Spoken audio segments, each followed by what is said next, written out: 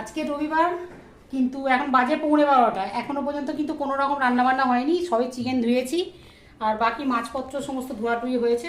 তবে আজকে একটা হেলদি খাবার বানাবো, একদম তেল দেবো না আজকে। ছেলে বাড়িতে নেই, না ছেলে আজকে বাড়িতে নেই, আমি আর তুমি আজকে বাড়িতে আছি। ঝটপট যে খাবারগুলো করতে হয় সেগুলোই করবো। এই যে নিয়ে নিয়েছি একটু ধনেপাতা, পেঁয়াজ, কাঁচা লঙ্কা, টক দই, এই সমস্ত দেবো। কিন্তু তেল আমি আজকে একদম দেবো না। আর এইভাবেই আজকে খাবো। আর একটু ভাত, সামান্য একটু মাছের তরকারি, যাই কিছু কিছু করবো, কিন্তু অয়েল ফ্রি করবো চিকেনটা। তা পুরো ভিডিওটা দেখাবো। তা সবার রবিবারে দুপুরটা খুব ভালো কাটুক, আর ভালো ভালো খাবার তোমরা খাও। আর আজকে আমি তেল ছাড়া খাবার খাই, তেল ছাড়া চিকেন বানাবো। নমস্কার বন্ধুরা, কাকুলি কিচেন অ্যান্ড ট্রাভেলে তোমাদের সকলকে আমন্ত্রণ জানাই। বুঝতেই পেরে গেছো এতক্ষণে আজকে আমি তেল ছাড়া মানে অয়েল ফ্রি চিকেন বানাবো। তার জন্য চিকেনটাকে ধুয়ে নিয়েছিলাম। আর এখানে 800 চিকেন আছে, তার মধ্যে আমি এতে 150 গ্রাম মতো পেঁয়াজ দিচ্ছি, আর দিচ্ছি একটু ধনেপাতা, খুব একটু ধনেপাতা দেবো। আর ঝালের জন্য একটু আমি দিয়ে দিচ্ছি গোটা চারে কাঁচা লঙ্কা। আর চিকেনটা ম্যারিনেট করার জন্য দিয়ে দিচ্ছি এখানে আমি 150 গ্রাম টক দই, আর ওই বেটে রাখা পেস্টটা, ধনেপাতা, কাঁচা লঙ্কা আর হচ্ছে তোমার পেঁয়াজ, ব্যাস এইটা দেবো। আর এর সঙ্গে দিয়ে দেবো সামান্য একটু আদা বাটা, অল্প একটু রসুন বাটা, পরিমাণ মতো নুন, ব্যাস এইগুলো দিয়েই আমি কিন্তু আজকে মানে চিকেনের অয়েল ফ্রি চিকেনটা বানাবো। সবসময়তেই তো আমরা রিচ খাবার খেয়ে থাকি, কিন্তু মাঝে মাঝে কিন্তু এরকম খাবার খেতেও বেশ ভালো লাগে। তবে এটা রুটির সঙ্গে ভীষণ ভালো যায়। তবে আমরা যেহেতু ভাত ভালোবাসি, ভাতের সঙ্গেও খাই, আমার কিন্তু ভাতের সঙ্গে খেতেও এটা খুব ভালো লাগে। আর এটাকে সুন্দর করে ম্যারিনেট করে আমি এটাকে 45 মিনিট থেকে 1 ঘন্টা রেখে দেব। সুন্দর করে মাখতে হবে, মাখাটার উপরেই কিন্তু এটা ডিপেন্ড করছে। যেহেতু আমরা এখানে তেলের ব্যবহার করব না, তার জন্য কিন্তু অবশ্যই খুব ভালো করে এটা মেখে রাখতে হবে। মোটামুটি আমার 1 ঘন্টা হয়নি, 45 মিনিট হয়ে গেছে। যেহেতু বললাম বন্ধুরা তাড়া আছে আর সকাল থেকে নানা ব্যস্ততা কাজের জন্য, যাই হোক ম্যারিনেশন হয়ে গেছে। আর এদিকে আমি কড়াই দিয়ে দিয়েছি, দেখে বুঝতেই পারছো খুব সামান্য তেল। এইটুকু তেল না দিলে কিন্তু ফোড়নটা যেহেতু দিতে পারবো না, তার জন্যই কিন্তু এইটুকু তেলের ব্যবহার করা।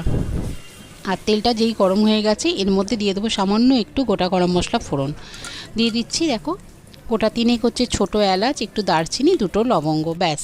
আর তার সঙ্গে দিয়ে দিচ্ছি 2টো তেজপাতা।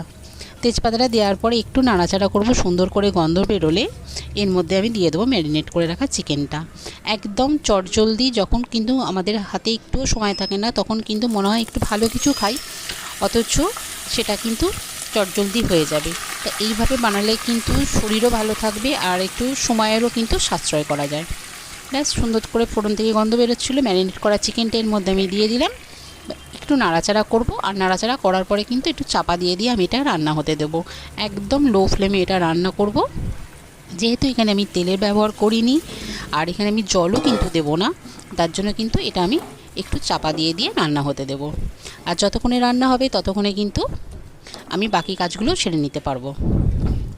সুন্দর করে নাড়াচাড়া করে নিচ্ছি। এখন কিন্তু আমি এটা হাই ফ্লেমে করছি, কেননা চিকেনটা কিন্তু এখনও কালারটা যতক্ষণ না চেঞ্জ হচ্ছে ততক্ষণে কিন্তু আমি এটাকে হাই ফ্লেমে করব। হাই ফ্লেম মানে একটু মাঝারি ফ্লেমেতেই করব। হাই ফ্লেমে দিলে আবার জলটা মরে যাবে, পেঁয়াজ থেকে যে জলটা বেরোচ্ছে দেখে বুঝতেই পারছো।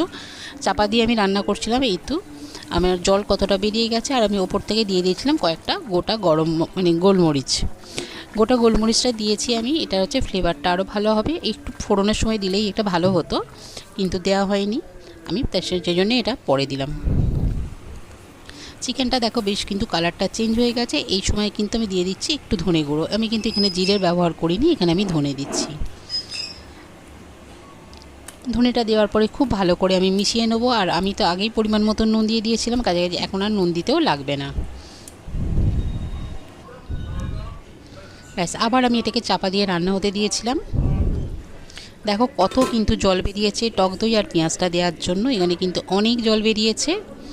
আর এই জলেতেই কিন্তু চিকেনটা খুব সুন্দরভাবে সিদ্ধও হয়ে এসছে। আর এছাড়া আমি ম্যারিনেট করে রেখেছিলাম 45 মিনিট, তাতেও কিন্তু অনেকটা সিদ্ধ হতে সাহায্য করেছে।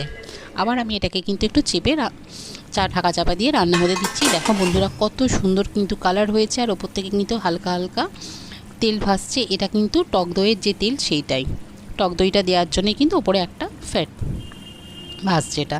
তো দেখো কত সুন্দর দেখতে হয়েছে। এটা কিন্তু ভাত রুটি দুটোর সঙ্গে ভীষণ ভালো যায়। আর আমার চ্যানেলের না, আমার পরিবারের সকল বন্ধুদের জানাই অনেক অনেক শুভেচ্ছা আমার পাশে থাকার জন্য, এইভাবে আমাকে এগিয়ে নিয়ে যাওয়ার জন্য। আমি দিয়ে দিচ্ছি সামান্য একটু গোলমরিচের গুঁড়ো। এটা হচ্ছে ঝালটাও হবে, আর শেষের দিকে দিলে এর কিন্তু ফ্লেভারটাও খুব সুন্দর হয়। আর মাঝে তোমাদের দেখানো হয়নি, আমি কিন্তু টক দই যেহেতু দিয়েছিলাম, সামান্য একটু মিষ্টি দিয়েছিলাম, এটা ব্যালেন্স হওয়ার জন্য, টকটা ব্যালেন্স করার জন্য, নাহলে কিন্তু খুব টক হলে ভালো লাগবে না। আর এইদিকে আমার ভাইপো রাত্রিবেলায় রাজা দিল বর, জবর জবর 3 বর, 1 2 3, তাই তো? ঠিক ওই রকমই লাগছে। ভূতের রাজার বর দেওয়ার মতোই সানগ্লাসটা দারুণ হয়েছে। এটা নাইট গ্লাস হয়েছে বল ননি? বেশ ভালো, বাচ্চা বয়সটাই ভালো, বুঝেছিস তো? বেশ মজা এইসব পড়ে বল। লেখাপড়া হয়ে গেছে তো? ঠিক আছে। দেখো ভাইপোর চশমাটা নিয়ে কিন্তু আমিও একবার পরে নিয়েছি। আর ভিডিওটা যদি ভালো লেগে থাকে অবশ্যই লাইক শেয়ার কমেন্ট করো, আর আমার চ্যানেলটা সাবস্ক্রাইব করে আমার পাশে থাকবে।